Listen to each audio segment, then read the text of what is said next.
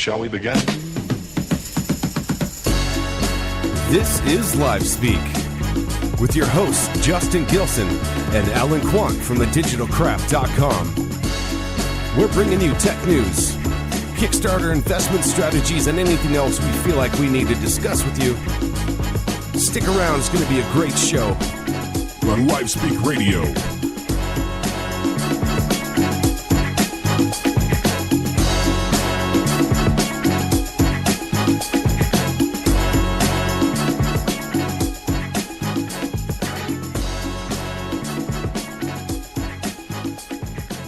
Welcome everybody to Live Speak Radio.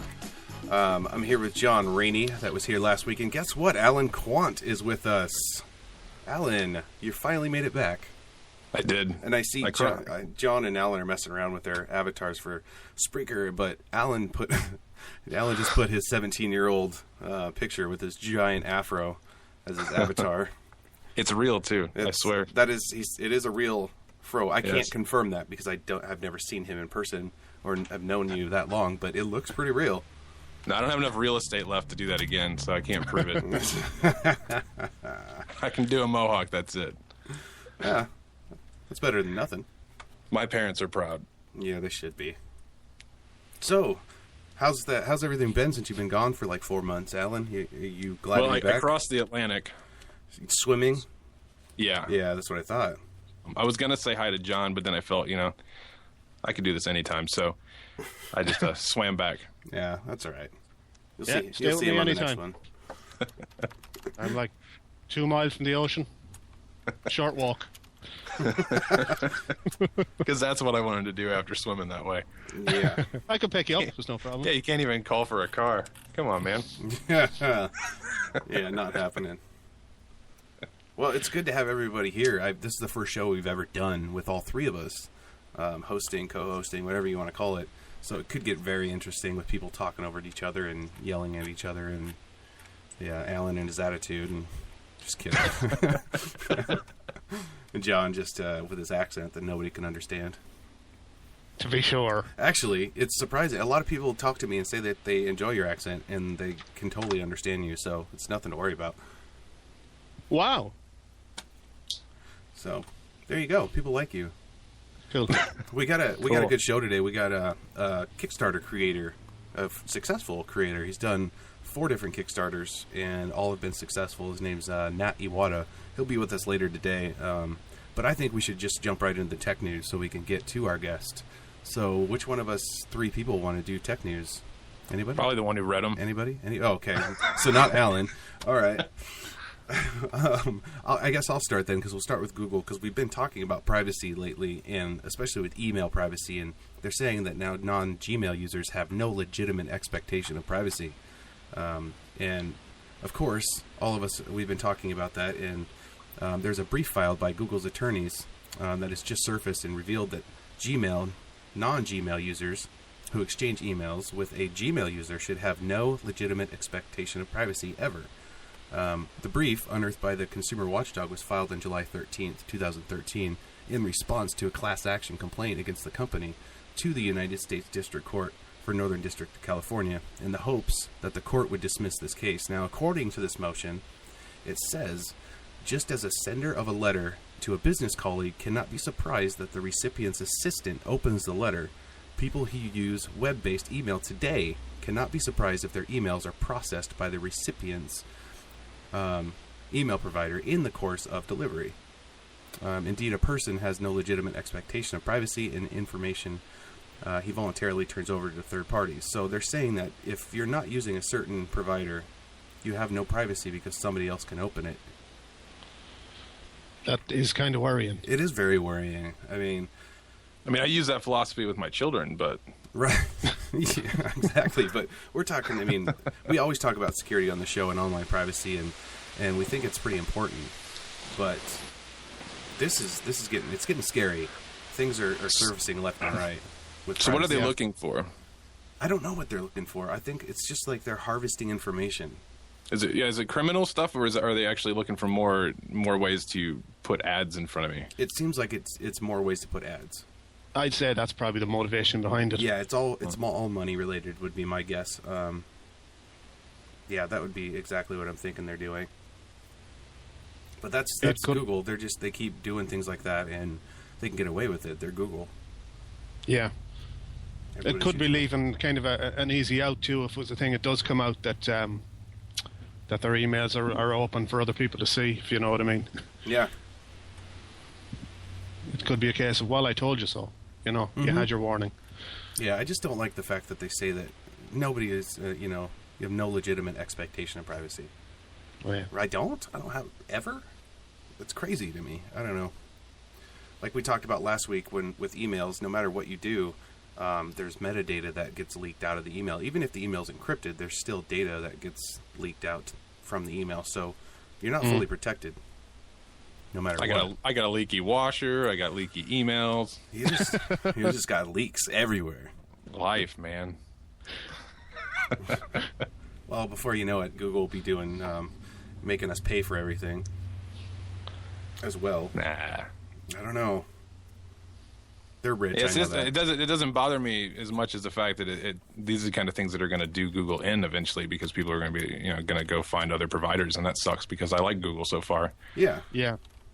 I don't talk bad about them like I do Microsoft, but I will. But I Wait. will. Should definitely have a sound effect there for every time that word is mentioned. Wah, thought- wah. I'm going to make that a prerequisite from now on. There Not you coming go. on unless you get that in. Okay. I'll make sure and get that on the next show for you. Wow. The next one is pretty interesting actually. Facebook testing the mobile payments tool. I saw this during the week that they're on the verge of rolling out their own PayPal or payment service that's set to rival PayPal. Oh, great. I don't know if this is a good thing or not. I don't know. I do a bit of advertising on Facebook myself from time to time, and it's handy the fact that you can use PayPal. I think putting everything in-house is leaving it open to, I don't know, abuse or whatever. But it says Sorry, on, go. Yeah, it has begun. It has begun. I was sitting and eating and reading through this story, and I was thinking about. I just saw a message from a buddy of mine that was spam on Facebook, and I was thinking about it, like it's so easy to hack a Facebook account. I think Faceballs. That's a new game that should be out. Is that Spaceballs? Faceball.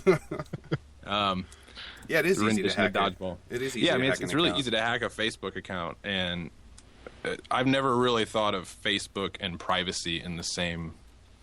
I've never felt good about that, and I don't know if I'd want my money associated with that. I'm thinking the same thing, especially with Facebook and those big companies being with the PRISM program and the NSA leaks and all that stuff. I don't know if I want all of my information in one spot.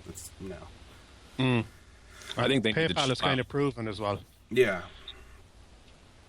But Yeah, they could go on with, Facebook could have a nice little system where it's kind of a, just using it for your, like you said, for advertising and things like that, paying for your advertisements. Yeah. And you can always set up a separate credit card or debit card that's simply secured and has like $200, a limit on it. That's what most people do to do online payments anyway.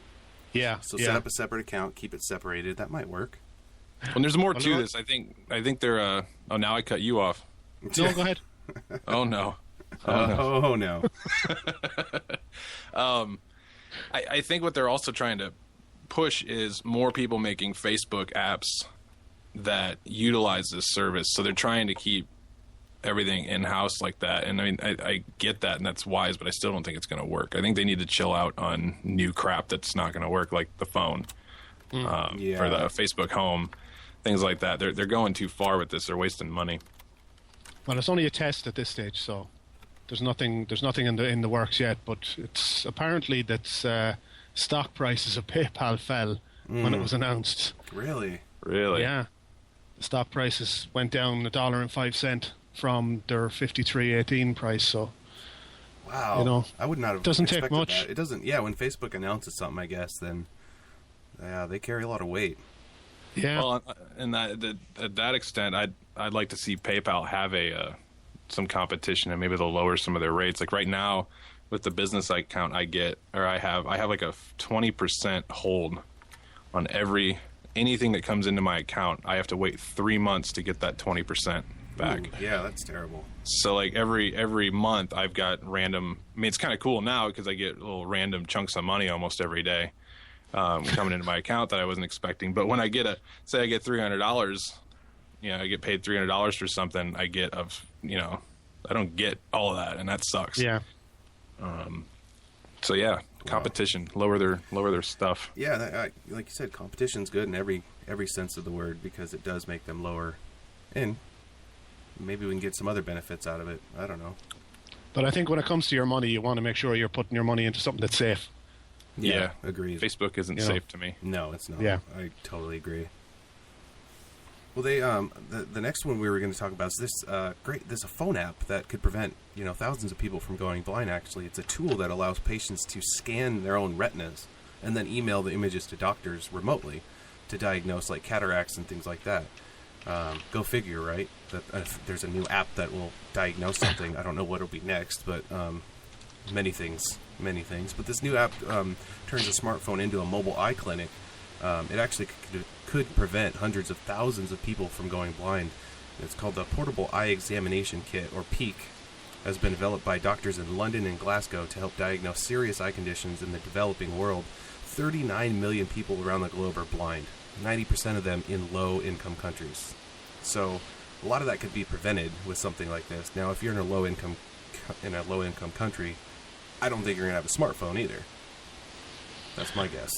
But you never know. It's less bulky. It's less bulky to carry around. Yeah, and it's a lot cheaper than going to doing $1,000 procedure or something at a doctor and go pay for a smartphone and get the app for $1 or whatever. Yeah. But they say that 80% of cases could be avoided if health workers could reach them with affordable equipment. Which this could be. And standard ophthalmology kit is bulky and it costs more than 100,000 pounds, which is ridiculous. So they got to charge the patients a lot of money to cover that cost. And cameras in the processing chips on smartphones costing like 300 pounds are now so good that they can provide equally good results. I mean, we're at that point now where we're matching up with results of big equipment and machinery. I'm waiting for an X-ray machine next, personally.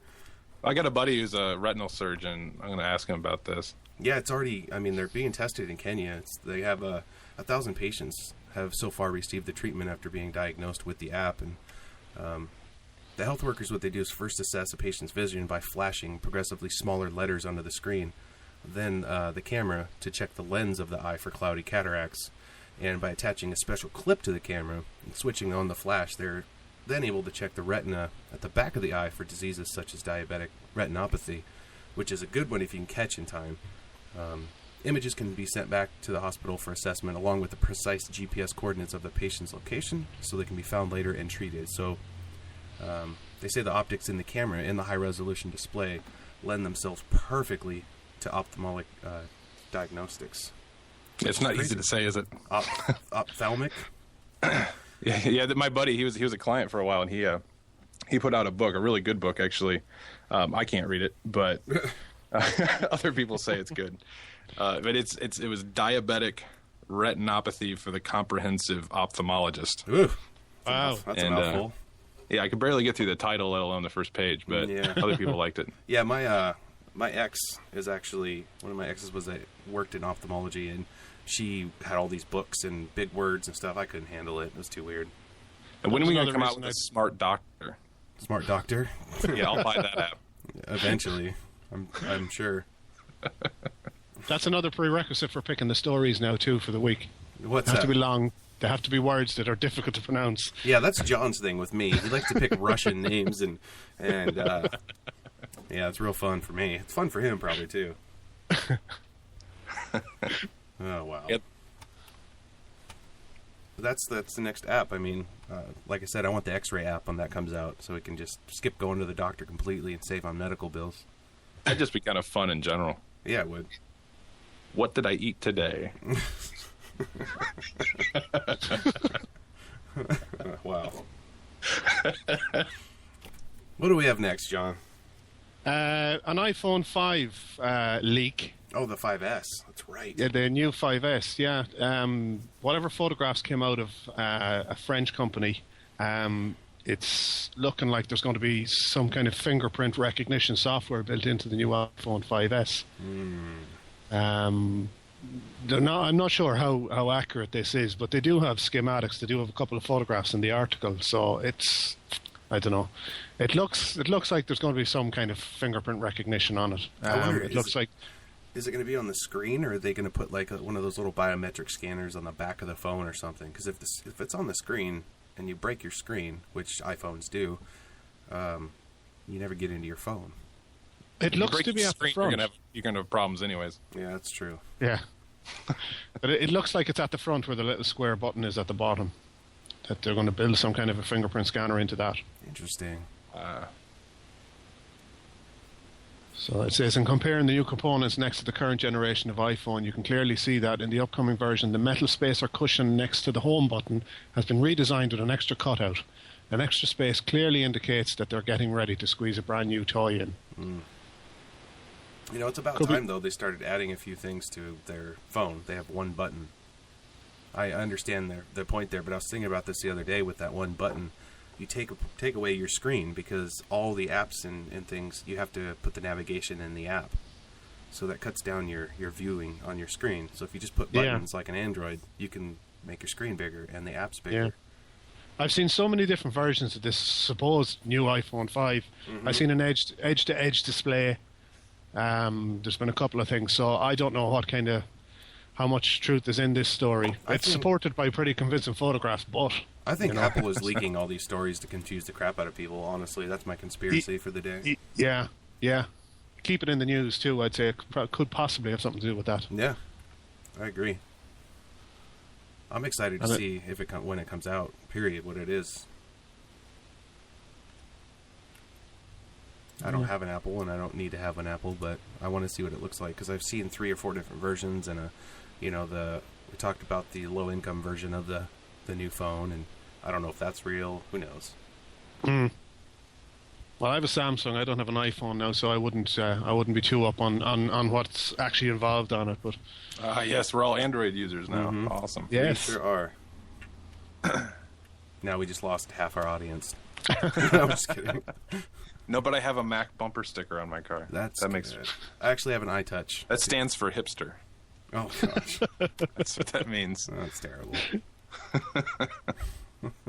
Well, that's our tech news for the day. Let's go to a commercial break here, and we'll come back on Live Speak Radio. We're actually broadcasting, as always, on IndianaTalks.com too, and we'll get Nat Iwata onto the phone after the commercial break. So you guys stick around, my co-hosts. You guys stick around for sure. Or leave. I don't care. I'm out. Okay. Bye. We'll be back here in just a minute on Live Speak Radio.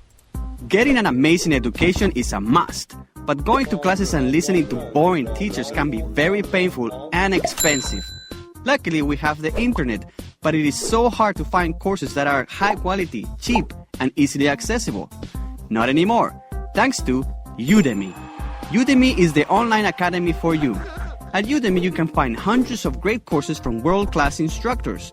You can learn stuff like how to create awesome demo videos cheaply, how to program in Python, Ruby, or HTML, how to start your own company, even how to wiggle your feet to the rhythm of salsa. But what if you want to teach others what you know? No problem. Udemy makes it super easy to create your own course in a few steps. Just create an account for free, give your course a name, upload all your content in any format, video, audio, PowerPoint, Word, PDF, publish it, and voila! It's now accessible to anyone, at any time, all over the world. You can even set a price for your course so you can make some money. Learn anything, teach anything at Udemy, the Academy of You. Stop. Everyone listen to me. You're spending hundreds of dollars and wasting time taking your computer to the Geek Squad. If you want your computer to run better, here is the secret. Do it yourself. I know that sounds like a lot of work, but I promise you it's not. With proper guidance, you can get your computer running like brand new again. See for yourself. Sign up for Computer Repair for Beginners and Experts alike today. It's only $9. That's it. Even if you don't think your computer needs a tune-up, this course is designed to help prevent future problems from happening. If someone told you that you could prevent your car from breaking down, would you take advantage of it? Of course you would. So why neglect your computer, especially for only $9? And every review has been a perfect 5-star rating that speaks for itself. With a no questions asked 30-day money-back guarantee, what do you have to lose? Head over to www.geekcreations.com and click online courses to get started today. Save yourself a headache. Fix it in one day so you can get back to using your computer again. Go now. www.geekcreations.com. That's GEEKREATIONS.com. And click online courses. Time is wasting. Go now. Welcome back, everybody, to Live Speak Radio. Again, we're here live on Spreaker.com and IndianaTalks.com, and I have John Rainey today and Alan Quant from thedigitalcraft.com, which is fantastic. We were talking before the break about our guest, and his name's Nat Iwata, and he's got a couple different Kickstarters, and he's really into the steampunk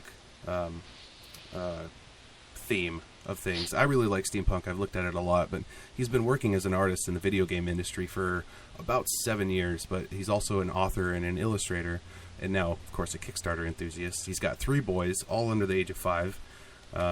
Last year, his Kickstarters all together gained $62,718 with an average pledge per backer of $26. Each Kickstarter exceeded the pledge goal by a really good amount. He lives here in Portland, Oregon. I want to welcome him to the show. Nat Iwata, how are you? I am doing great. How are you guys? Good. Great. Good. Alan's Awesome. like, great. I'm Great. It's good to have you on the show. I appreciate you coming on here. We've showcased Kickstarters all the time, and came across yours, the bicycle cards, and I used to be a magician, so my main thing was cards, and I saw those, and I was like, I need to buy them. And then I'm like, I need to talk to the guy that made them. They're really, really sweet. Awesome, thanks. Yeah. Appreciate the support for sure. I didn't know how into the playing cards people were that collected them, and magicians, that whole community, until I did the first one, and it's awesome to see there's so much support for it. Yeah. So, I mean, like I said, you clearly like steampunk, and I see that not only are you making steampunk playing cards, but you've done a steampunk alphabet book last year. Tell us about that. Yeah, the Steampunk Alphabet was my first Kickstarter project, and it came at a time where I'd been working in the game industry for a few years, and the studio I was with they ran into some problems where they couldn't afford to keep me on, and so I was kind of pushed out on my own and had to make some decisions there. I'd never been a full-time freelancer or kind of walked that path. I'd always been with like a studio, on a salary kind of a thing. So anyways, I found myself in that position. I started looking at Kickstarter, and was actually going to try and fund a different children's book that is still sitting dormant on my Kickstarter account that was a little more generic. And I had kind of one of these moments. I think I was in the shower or something where I was thinking about steampunk, and I'd been into it, but I hadn't really done anything other than just some video games and stuff. And I was wondering if there was a good alphabet book out there. Oh. And I was really surprised to find that, there are a couple, but there aren't any that are strictly just like a steampunk alphabet with, good illustrations and stuff. And no one had done it. So I kind of rapidly changed my plan and put a Kickstarter project together within a few days and launched it just kind of on a wing and a prayer. But I really felt like it was a strong theme. I felt like it was something people could get behind, and I was excited about the art. And so I just I think it was on my birthday, actually, a year ago, that I launched it, and it kind of started taking off. Wow. That's really cool. Now, I read on your blog that, of course, writing and illustrating a children's book had been on your bucket list for some time. When did that become like a dream for you, and what are a few other things on your bucket list? I think it's kind of been in the back of my mind for a while. It seems like a lot of people I talk to, most people are like, oh, yeah, I got an idea for a children's book. It seems like something that is kind of one of those things that seems approachable. Writing a 100,000-word novel or something is something most people don't. I started writing a novel, and I got like 10,000 words into it. And I was like, yeah, I don't have time for this. No. But the children's book, it's like I was an illustrator already. The writing it took some time, but it just seemed like a good fit, and it was something, like I said, I always kind of had said, yeah, I'd love to do a children's book, or at least just illustrate one. I didn't know if I'd write one or not. Right. And so some of the other things, I'd love to not be a one-hit wonder. Not that the book's necessarily a hit, but I'd like to write more kids' books. I would like to do a novel eventually, but it's hard to do with 3 kids and keeping the bills paid at this point. And then my wife and I love to travel. Last year we went to Europe for 3 months with our 3 little boys, and I worked from wherever we were at, and so that was really awesome. That's Hopefully nice. we'll be able to do more of that. That's good. This book, it seems like it's actually good for adults too. I mean, like the illustrations and all that would be attractive to children, but then the actual reading of it, I'm finding entertaining as an adult. Yeah, the demographic I recognized pretty early on was kind of an adult demographic as far as the steampunk crowd. A lot of Kickstarter enthusiasts also I've found like steampunk. And so I wrote it kind of with that in mind, like get the attention of adult. It's something they can enjoy reading to their kids. And there has been, to tell you the truth, there's been some confusion on that because it's kind of a board book, meaning it's got the cardboard pages. And most books in that size and print style are for really young audiences. And this one isn't. So I think to some degree bookstores aren't sure where to put it, if that makes sense. Right. What was the process like? What was the process like for the alphabet book, Nate? Well, I launched with... It was a long process, actually. I launched with a few illustrations and got feedback, and as the Kickstarter started getting rolling and hitting funding goals and stuff, I just added more. And my plan originally was just to do a self-publishing, print it through CreateSpace or something like that. And during the course of the Kickstarter, I was approached by a publisher, Cameron and Company, which is in the Bay Area, and they wanted to know if wanted to talk about publishing through them. So that was a really neat thing. Usually, when the publishing process, you have to submit a book, a manuscript. You wait several months to even hear back. Hear no usually. Yeah.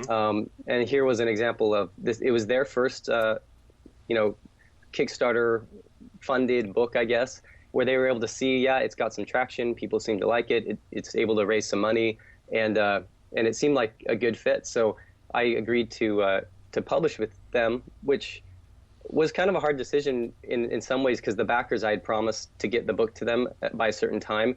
But by going with the publisher, now you're on their schedule, and they've got to get their spring lineup and all that stuff. So I kind of, I didn't want to be just like hang people out to dry. And there were 1 or 2 people that expressed some concern. But other than that, I talked to people. I just tried to be open and communicative with the backers, and people seemed to kind of say, hey, couldn't pass that up. Go for it. Wow. Yeah, you don't get approached very often from a publisher like that. Not at all. No, I hopefully that's changing, I think, and that's what my publisher, he's kind of working with, talking to other publishers about it and stuff, and that it does make sense. Someone puts a book and gets funding, it's kind of giving it some kind of proof in the market right away. Right. So. Yeah, absolutely. Now, has this book been well reviewed? I know you said you don't think of it as a hit, but I mean, has it been well reviewed, and how many copies have you sold of it? I don't know how many copies I've sold. We launched at the end of June, and so there hasn't been a lot of time. Oh, okay. Initial orders, I think there were a few thousand books that got printed and went out. Nice. But I'm not sure yet I haven't gotten any sales reports. There have been some reviews. Probably there's been some great reviews on Amazon and on Goodreads, and a couple more prestigious publications, I guess. But one of them definitely was confused about the board book thing. They were like, looks like it would be for little kids, but the writing's not for little kids, and I'm not sure where this fits. And so I get that. That's been really the only complaint I've heard about the book, is just kind of what audience is this catering to. Yeah, it's because it's so different and it's so new. People don't really know, what it'll fit into. It's not in the regular scheme of things, so. Yeah, that's true. Which is good. It's really good, I think. Now, where can our listeners find or buy your book at? They can get it on most of the online book retailers, like Amazon, Barnes & Noble. It is in a lot of bookstores around the country. I don't know exactly which ones. Some of the Barnes & Nobles are carrying it. If not, actually, if you go in and request it, that's great for me, because then it's Barnes & Noble ordering more copies. Right. But you can get it cheaper online, like on Amazon. They have their kind of discounts. They can also get it through my website, which is just natiwata.com. And the ones that I get, I have to get and physically send out, so those are signed, autographed copies. Oh, there you go. Cool. That's a good deal. And what made you decide on the playing cards? Well, since I've been on Kickstarter and started the publication process with the book and everything, I was kind of looking at other things that I could be doing with art, and I saw some playing card projects that looked pretty awesome. I mean, Albino Dragon is a huge, I'd say they're the most popular playing card Kickstarter company that makes these custom bicycle decks and custom decks with their own art. And I think that it really appealed to me, the fact that each card could just have a standalone piece of art. You customize the pips and do a box design, and it seems a little less complicated. I didn't have to write a story. I didn't have to make a video. Video games get pretty complicated with the art, and it just seemed like a nice vehicle to be able to, put some cool art on the cards and see if people were into it. Nice. Now, these are actually bicycle brand, right? Not some generic bicycle-like cards. They're actually bicycle. Yes. Wow. Okay. See, I used bicycle my entire life, and they're probably the best quality. So when I saw this, I wasn't sure if you were just calling them bicycle-like or if they were actual bicycle cards. So that's good to know. True bicycle cards. They are true bicycle cards. Yeah, and the way that works is basically when you are working with USPCC, the U.S. Playing Card Company, who prints bicycle. You can talk to them and get approval to use the bicycle license on your cards, and of course there's all the approval for the logos and make sure you're not doing anything to it and that kind of thing. Oh. But a lot of people do like that name brand recognition, and that kind of came partway through the Kickstarter. I got feedback from the backers, would you like this to be a bicycle deck? Would that be a value? And people seem to kind of have mixed views, but a lot of people did. They are bicycle collectors, and they wanted it to be that, so I decided to license that. That's a smart move. That was really good. Do you have a favorite card from all the ones you designed, or which one is it? They're all my children, They have to be. I mean, each one of them is amazing in its own right. Thank you. I don't really, and a lot of those, especially in the first deck, the bicycle Steampunk Cthulhu, a lot of the portrait or the characters are actual people that paid to have their portraits put on the cards. Oh. So I did not know that. They got up in their steampunk garb. One of the guys that backed it, he had a steampunk gun that he built, and he's like, "Hey, can you put this in the illustration?" Wow. Other people had costumes that they had put on, they wanted put into the card, and so that was a fun process. Yeah, that gives you all kinds of different inspiration and things to draw from. That's great. Yeah, for sure. That's something that I should have done. I don't have anything steampunk, though. Now, have you always been creative and artistic? Has this always been something you've done? Yeah, it has, for sure. I've, drawn my whole life. In middle school, I think, I got my hands on a 3D software called Ray Dream Studio. I remember that. Wow. Yeah, super old school. Had a robot dog on the front. That's crazy. And, yeah. So yeah, and I started teaching myself 3D and all that. I went to school actually for film, which I don't use very much, but all the other stuff I love doing the art. So, and I have interesting fact. I have an identical twin brother named Josh who lives in India right now with the company he's working with, and he's an amazing artist and illustrator. Also, he acts as a creative director for a software company right now. That's really cool.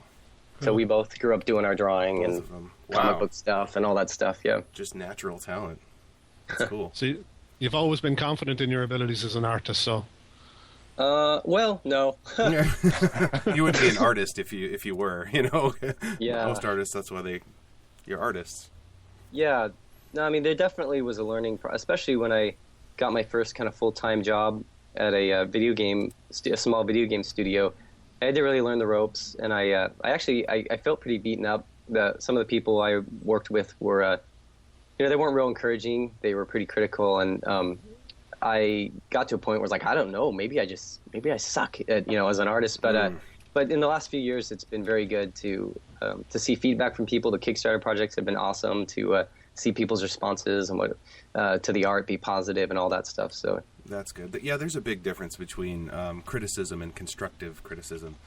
You know, I learned that when I went to the Art Institute. A lot of my stuff was like, I felt like it was getting torn down, but I had an instructor that actually said, look, I'm just telling you how to make it better. I'm not saying it's bad. You know, and that's the kind of stuff that's nice. And you probably get that on Kickstarter. People give you, you know, what they want to see. Yeah, for sure. I mean, that is, some people are like overly critical. You know, they give you like all the little details. You're like, well, you know, I can't make everybody happy with like every choice I make on this. But now, talk about some of the perks and the downfalls of working with Kickstarter. Kickstarter, I think it's great if you have a project that you really just you need the funding for, and then you can keep, you know, multiply that.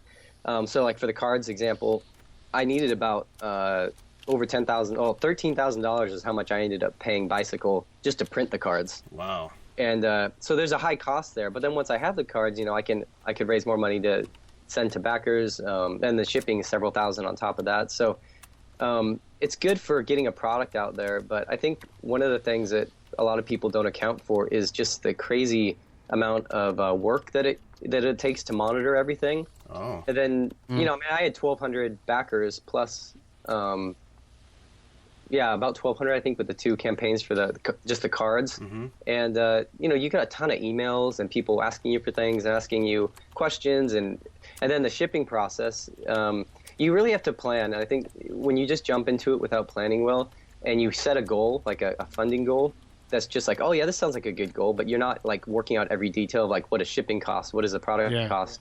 You're going to end up basically with a negative, you know, you're going to be putting money into this by the end. And that's something that is a downside, just that you have to monitor all that on your own. And then, you know, Kickstarter, they take a cut. They take about 10% of the overall funded amount. Between them and Amazon, they take 10%. Okay. So you have to account for all that. So I think just not realizing how much time commitment it's really going to be when you launch a project and how much you're going to spend on rewards and everything. You got to curb some of that to make sure you end up on the positive side. That's smart. There's so many projects that we've seen, and we showcase bad Kickstarters on here, and they do exactly that. They set their goal super high, and their rewards are just terrible, and it's not thought out at all.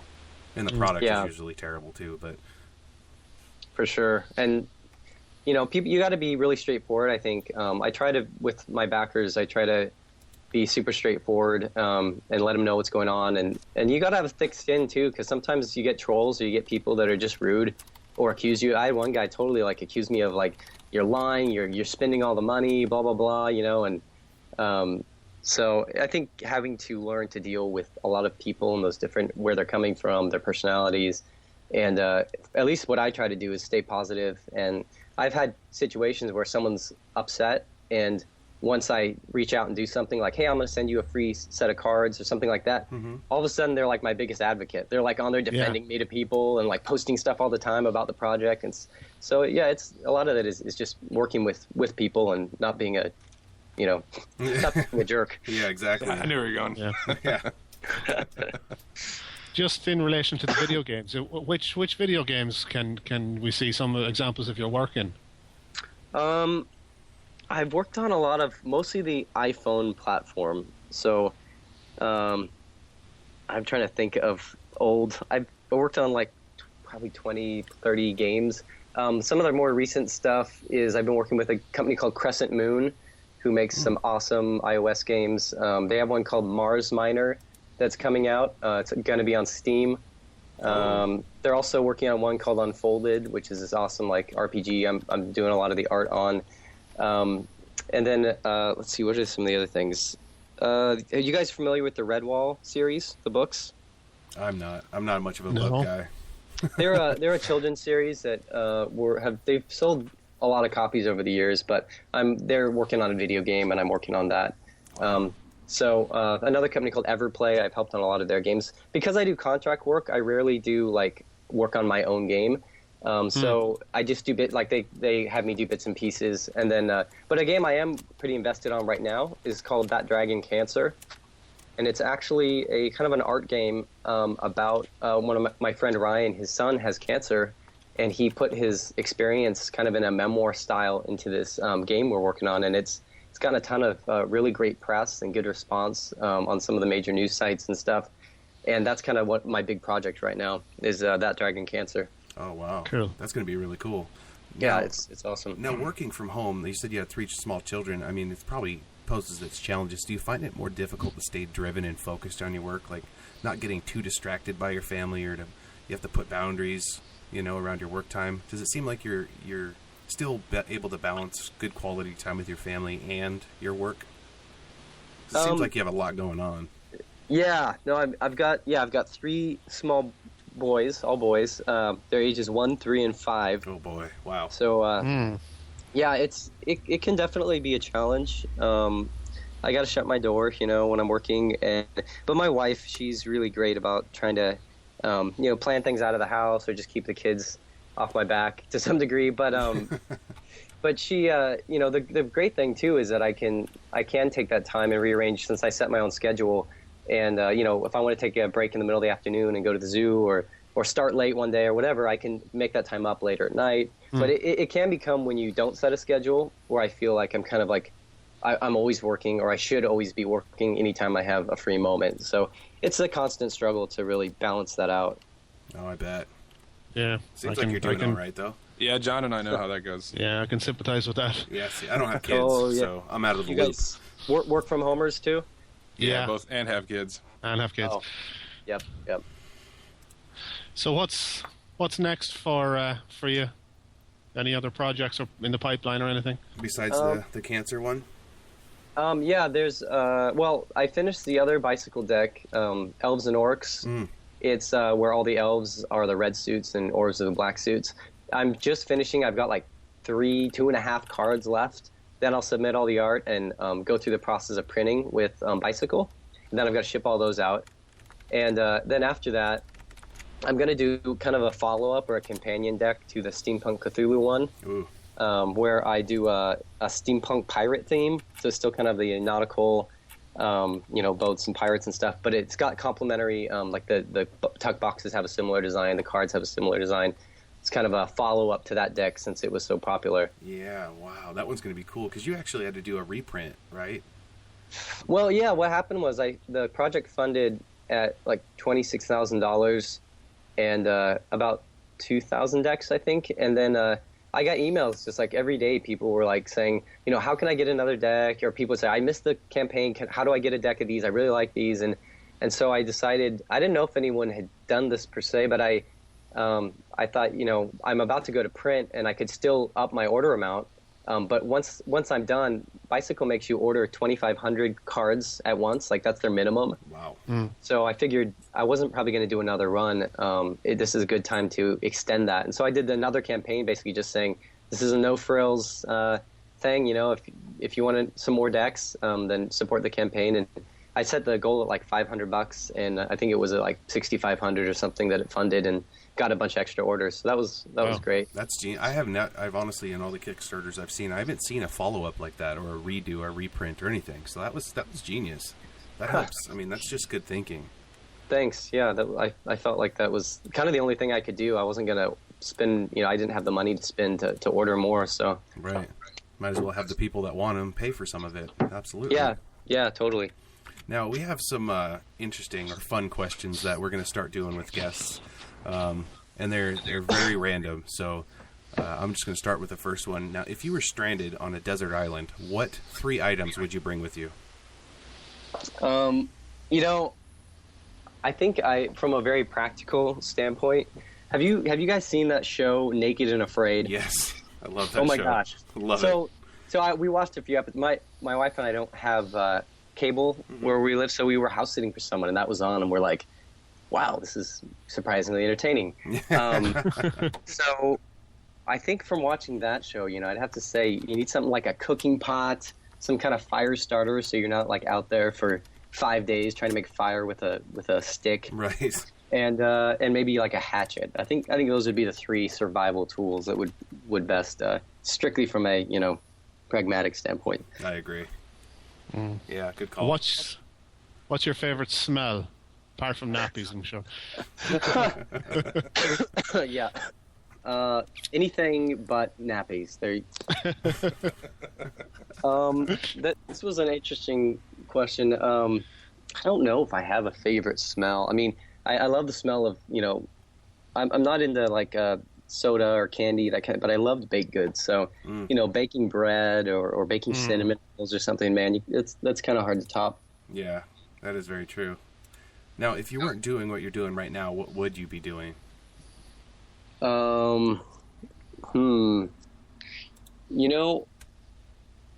This is probably something that's never going to happen. I'm guessing you're meaning profession. Yeah, anything. If you wanted to be like an actor or if I wasn't on the radio with you, I'd be eating, probably. you can eat on the radio. That's perfectly fine. Alan does it all the time. That's why I've been silent.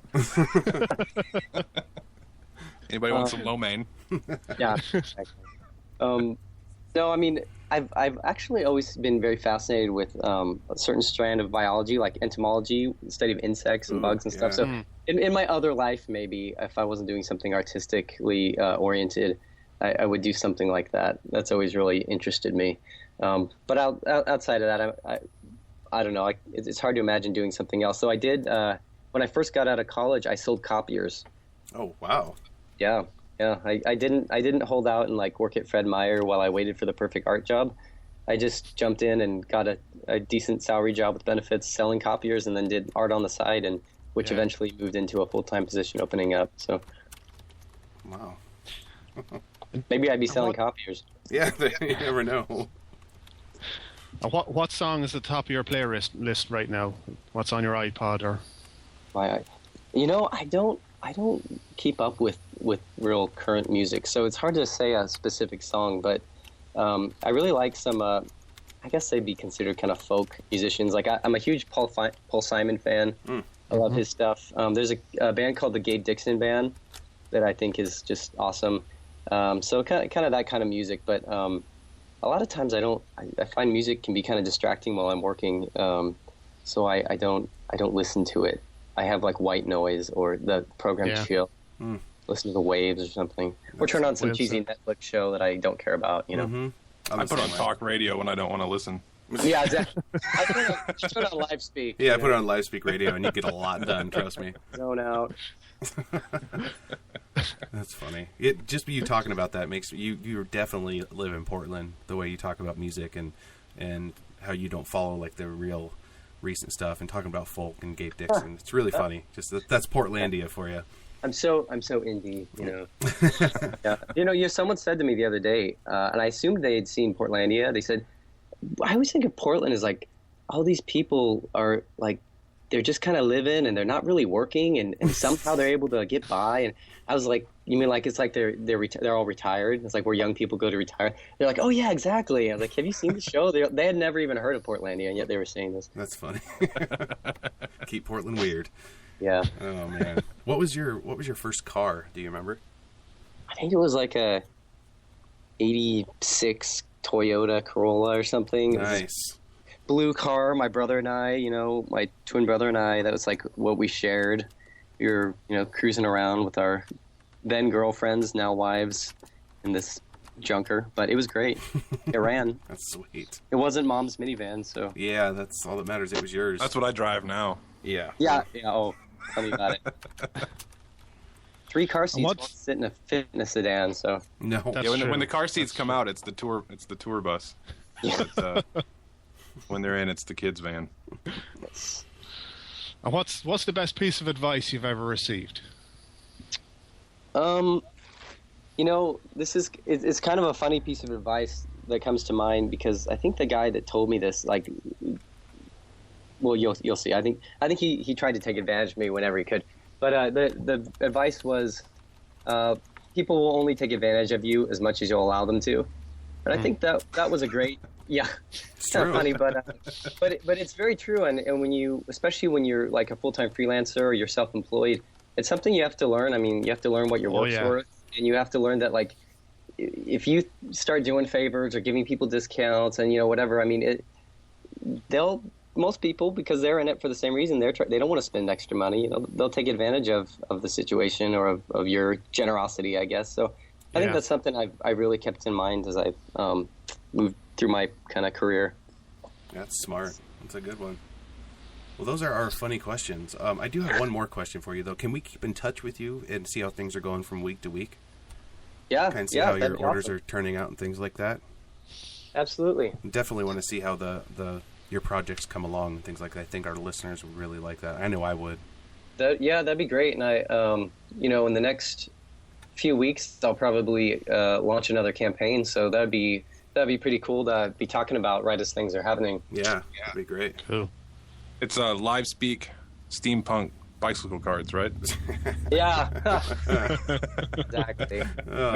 Make sure and set that low, like $200. Yeah, set the bar low so you guys can get a couple decks. That's right. Well, Nat, it's been fantastic having you on the show. You're a great guest, and we'll keep in touch with you, like I said, each week. Awesome. Sounds great. Thanks for having me. Yeah, not a problem at all. We'll talk to you later. Okay, thanks. Right, thanks, Nat. See you, man. Thanks, Nat. Bye. Yeah, definitely great guest. Silence. And silence. Yeah. Let's run to a quick commercial break and sum that up when we get back. So we'll be back here on Live Speak Radio. Need a do-it-yourself with your website? Let the gurus at thedigitalcraft.com teach you how to build, design, and maintain your website at an affordable price. They offer private training on web programming, graphic and web design, video production, motion graphics, and expert consulting. Book your session today on Facebook at facebook.com/thedigitcraft and check out free tutorials at youtube.com/thedigitcraft or take our courses on udemy.com. Thedigitalcraft.com, your web and design gurus. You're listening to Live Speak Radio with Justin and Alan. Follow Live Speak Radio on Spreaker, Facebook, Twitter, YouTube, and more. And tune in every Sunday at 2 p.m. Pacific Time for the latest tech news, advice, projects of the day, and outrageous stories that will make you say, "What the?" Now heard on Spreaker.com and IndianaTalk.com. Always read and follow label directions. Now back to the show.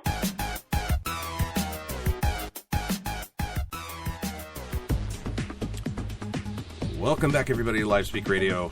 Again, thank you to Nat Iwata for being on the show. That was really great. We're going to skip right into our Kickstarters. Want to give you guys something to talk about. We just talked with him about his Kickstarter, so we'll talk about a few good Kickstarters. First one that we've talked about before, is the Ubuntu Edge, or Ubuntu, however you want to say it. It's the revisited version. It's already broken the record for the most money generated in pledges, passing the record set by the Pebble smartwatches last year. But all of that will count for nothing with 3 days, because the project is only a third of the way towards its goal of $32 million. $32 million. This would mean that it would end up being an unsuccessful project. Can you believe that? I mean, there you have right now almost $11 million, and it's being considered unsuccessful because they haven't reached $32 million. Yeah, I'm sure they're kicking themselves for choosing fixed funding on that one. Yeah. Probably, yeah. Well, because I'm sure they could resubmit, could they? I'm sure they could, yeah. There's the other thing, too, is they probably could, like a lottery in the last couple of days, maybe it'll jump up like crazy, but I don't think they'll raise $20 million in 3 days. Yeah, it's a lot. That's just, the BBC News website has picked this up, so that's actually where I seen it, where I came back into that we had done it before.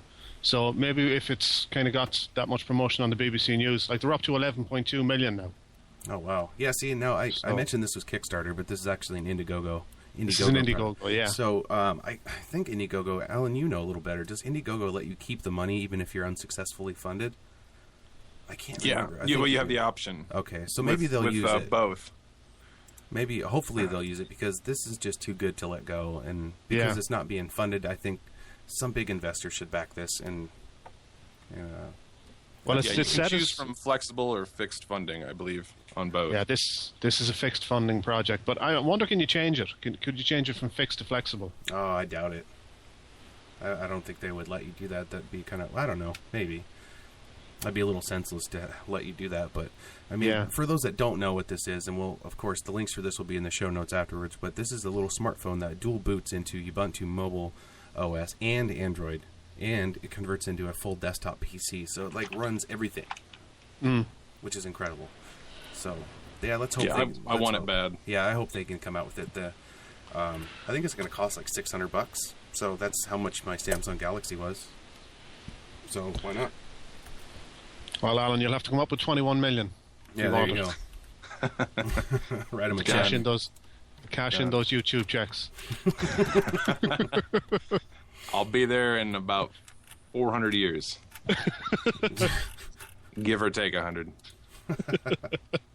Good man. What do we got next, guys? Smart socks. Smart socks? As opposed to dumb smart socks? Yeah. Sensoria Smart Socks. They're a fitness tracker project that was launched on the 20th of June, and it's almost finished. It's got a week left. It has 665 backers, and there's 104,000 pledged. So they've actually reached. They've gone over their goal of 87,000.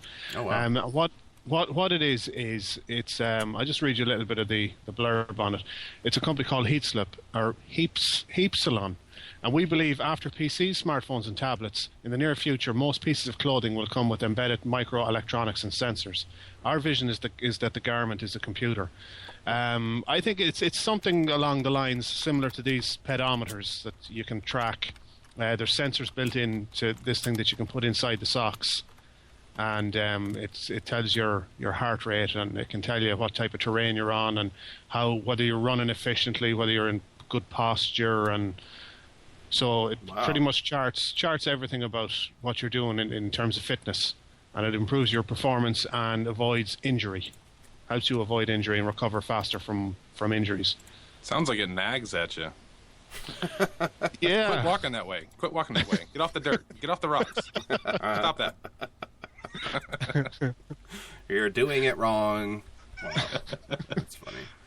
Yeah, I see that being the same thing, too. I mean, we'll get electronics in all of our clothing. It's like in Back to the Future where he gets all soaked, his clothing, and then he hits the thing and it dries him off. I mean, I don't think we'll be there, but definitely smart and quantifiable clothing, for sure. I could have done with that jacket this morning, actually. But it's going to be available on the iPhone and the Android platforms. So that'll be really great. It's it's funded at this point, so they're going to go ahead with it. Yeah. There's only a week to go. Wow. Well, I want to skip right to our bad Kickstarter of the week, because I saw this in my feed the other day that I get, and this is it's titled "Fill My Studio with Gravel and Come Visit." And I'll read you what he actually says from his Kickstarter page. It says, "Hello, my name is Nate Page. I am an artist. My work is site-specific. I am always disrupting other people's environments in attempts to expose the potential for space to influence how we think. In this new project, Fill My Studio with Gravel, I want to flip the table onto myself to reprogram my own subconscious stereotypes of what it means to be an artist in the studio and have visitors. It may sound funny, but I grew up with the very traditional ideas about what an artist produces and what the studio environment looks like. Now, this it says that your money will go to the purchase and delivery of 4 tons of gray Mexican beach pebbles, half of an inch to an inch, into his indoor studio. And this will cover the entire floor of his 500 square foot studio that he'll use every day. And that's coverage of 4 tons, which will be approximately 2 inches to 4 inches deep, along with a custom rock paperweight. You'll also enjoy a visit to see the gravel and experience in my studio. This guy's basically just asking us to do something for him. He wants a driveway in his garage. He just wants, and he can't afford it, so... Or else he just has really high light switches that he can't reach. I don't think we can fund this one. This guy, I mean, come on. Really?